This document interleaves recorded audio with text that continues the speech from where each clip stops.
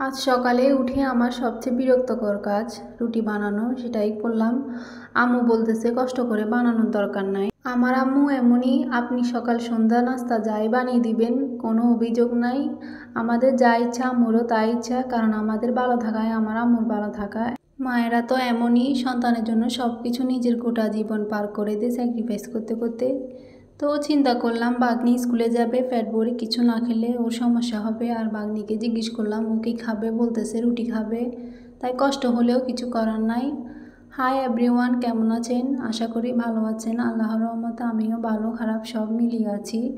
আপনারা কে কে এমন রুটি দিয়ে ডিম পোস্ট খেতে পছন্দ করেন? আমারও খুব ভালো লাগে, বিশেষ করে ডিমের কাঁচা কুসুমটা আমার খুব ভালো লাগে। তো নাস্তা করে চলে গেলাম রান্না করতে। একটু তাড়াতাড়ি রান্নাটা করতে হয়, একে তো দিন ছোট, তার উপর আবার এক চুলা রান্না। আজকে রান্না করব ডাল আলু ভর্তা, আমার প্রিয় খাবার বলতে পারেন গরিবেরও প্রিয় খাবার। আর এমনিতেও শুটকির জাল বিভিন্ন রকমের ভর্তা হলে আমার আর কিছু লাগেই না। তো এখানে আলুগুলা ম্যাশ করে নেব, শুকনো মরিচ সরিষার তেল দিয়ে মেখে নিব। অনেক আছে আলু হাতে মাখা খায় না, এটা হলো যার যার ইচ্ছে, কেউ হাতে মাখলে নাকি খাইতে ইচ্ছে করে না।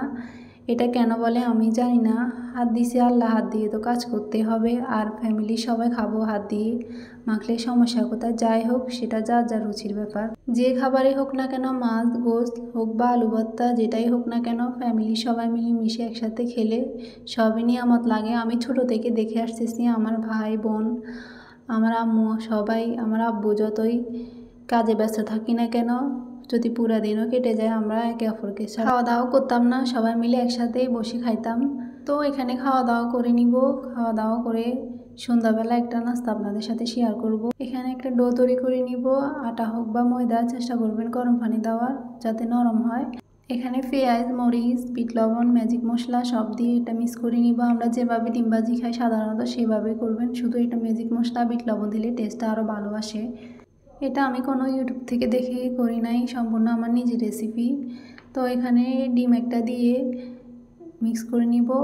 ডিম আপনারা ইচ্ছে হলে দুইটা দিতে পারেন। তারপর ডিমটাকে একটা কড়াই ভেজে নিব। আসলে ডিম দুইটা দেওয়া উচিত ছিল, আমি একটা দেওয়ার কারণে ডিম একদম ছোট হয়ে গেছে। আর কপালটাই খারাপ, ডিমটাও ভেঙে গেল। এরপর আটা দিয়ে ডো তৈরি করেছি, ওইটা দিয়ে রুটির মতন দুইটা বেলে নিব, একটু বড় সাইজের করে। তারপর রুটি একটার উপর ডিম ভাজি দিয়ে এর উপর রুটি আরেকটা দিয়ে চারদিকে চেপে দিব, যাতে ভাজি করার সময় খুলে না যায়। এটা আপনি যখন ইচ্ছা তখন বানিয়ে খাইতে পারবেন, এটা বানাতে কোনো ঝামেলা নাই, সহজে বানিয়ে খাওয়া যায়। আমার কাছে খুবই ভালো লাগে, আমার ফ্যামিলি সবাইও অনেক পছন্দ করে। আমি প্রায় সময় এটা বানিয়ে খাওয়া হয়। এরপর এভাবে ডিজাইন করে নিব। এটা সস দিয়ে খেতে বেশি মজা, কিন্তু বাড়িতে সস ছিল না, তো কি করার। এরপর চুলায় একটা কড়াইয়ে তেল গরম হয়ে আসলে ভাজি করতে দিব। ভাজার সময় সাবধানে ভাজি করতে হবে যাতে খুলে না যায়, কারণ খুলে গেলে একদম সব শেষ।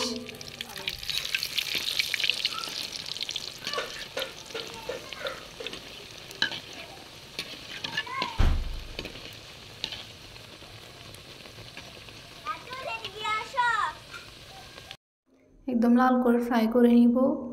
আপনারাও ট্রাই করে দেখতে পারেন, এটা আসলে অনেক মজা। রুটি দুইটা বানানোর পর আরও অবশিষ্ট কিছু আটা রয়ে গেছে, তাই ভাবলাম ওটা দিয়ে একটা ফুরি বানানো যায়। দেখেন ফুরিটা এখানে ফুলে কি একটা অবস্থা।